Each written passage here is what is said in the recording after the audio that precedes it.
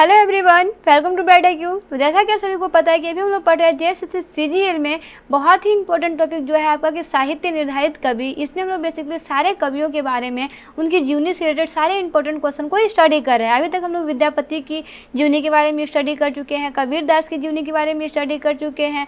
अभी हम लोग सूरदास की जीवनी के बारे में भी कुछ 2-4 क्वेश्चन पढ़ेंगे। उसके बाद में जस्ट हम लोग तुलसीदास जी के जीवनी के बारे में स्टडी करने वाले हैं। तो चलिए बिना लेट के हम लोग स्टार्ट करते हैं क्वेश्चन से।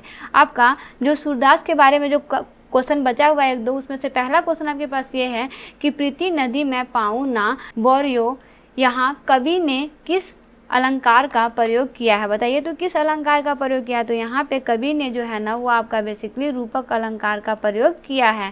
चलिए आगे बढ़ते हैं, देखते हैं नेक्स्ट क्वेश्चन जो है आपका कि तुलसीदास के दोनों पदों में किस रस की व्यंजना की गई है? बताइए। अब यहाँ से तुलसीदास का क्वेश्चन आपका स्टार्ट होता है। तो देखिए तुलसीदास के दोनों पदों में जो है ना वो आपका भक्ति रस की व्यंजना की गई है ना। वही नेक्स्ट क्वेश्चन देखते हैं जो है आपका कि तुलसीदास ने प्रथम पद में अपना परिचय किस रूप में दिया है? बताइए किस रूप में दिया है? तो देखिए तुलसीदास ने प्रथम पद में अपना परिचय जो हुआ दिया है वो राम की दासी सीता के दास के रूप में दिया है ना। इसे याद रखिएगा, ये आपका क्वेश्चन बहुत बहुत इंपॉर्टेंट है। वहीं आगे का क्वेश्चन है आपके पास कि दूसरे पद में तुलसी ने अपना परिचय किस रूप में दिया है? ये आपका पहला पद का है ना, ये पहला दूसरा पद आप याद रखिएगा, ठीक है।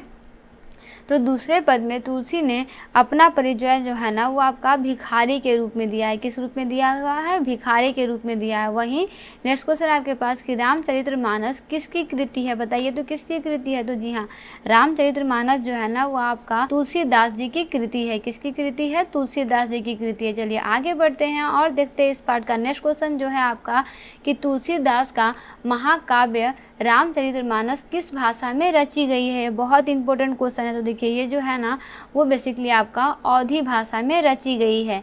चलिए आगे बढ़ते हैं, देखते हैं नेक्स्ट क्वेश्चन जो है आपका कि तुलसीदास हिंदी साहित्य के किस काल के कवि हैं? बताइए किस काल के कवि हैं? तो ये आपके भक्ति काल के कवि हैं ना। वहीं आगे बढ़ते हैं, देखते हैं नेक्स्ट क्वेश्चन जो है आपका कि दूसरे पद में भीख मांगते भिखारी के रूप में किसका परिचय दिया गया है? बताइए तो बिल्कुल इजी सा वही क्वेश्चन रिपीट हुआ है, उल्टा हो गया है ना। तो बेसिकली तुलसीदास का परिचय जो है वो भिखारी के रूप में दिया गया है दूसरे पद में। वही नेक्स्ट क्वेश्चन है आपके पास कि तुलसी को किस चीज़ की भूख है? बताइए तो किस चीज़ की भूख है? तो बेसिकली तुलसी जी को न है वो आपका श्री राम के दर्शन करने की भूख है। वही नेक्स्ट क्वेश्चन है आपके पास कि तुलसी ने प्रथम पद में किसकी स्तुति की है? किसकी स्तुति की है? बताइए तो तुलसी ने प्रथम पद में जो है ना वो सीता जी की स्तुति की है ना।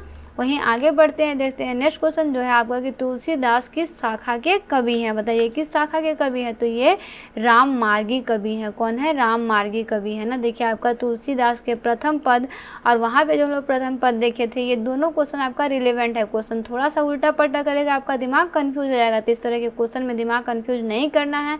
सारा क्वेश्चन आपका बहुत इंपॉर्टेंट है, बहुत ही समझदारी के साथ आपको क्वेश्चन का आंसर देना है। एग्जाम आपका बहुत नज़दीक है ना।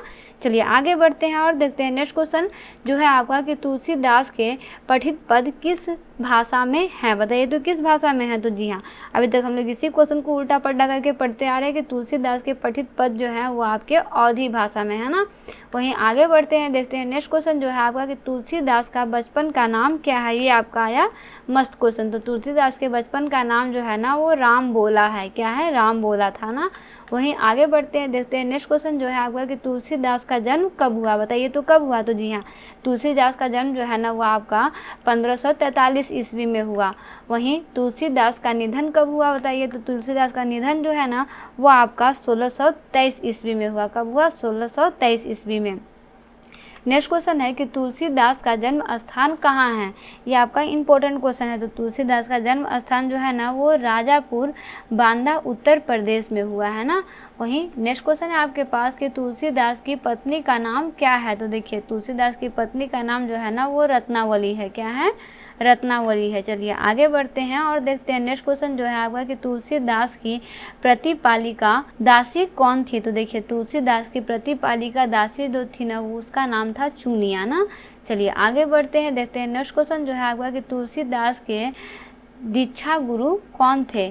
तो तुलसीदास के जो दीक्षा गुरु थे ना, याद रखिएगा यहाँ पे दीक्षा गुरु जो थे ना वो आपके थे नरहरिदास। कौन थे? नरहरिदास। वहीं अगर बात करते हैं हम लोग तुलसीदास के माता के नाम का, तो तुलसीदास के माता का नाम जो था ना वो आपका हुलसी था। क्या था? हुलसी था ना इनकी माता का नाम। वहीं नेक्स्ट क्वेश्चन है आपके पास कि तुलसीदास के पिता का नाम क्या था?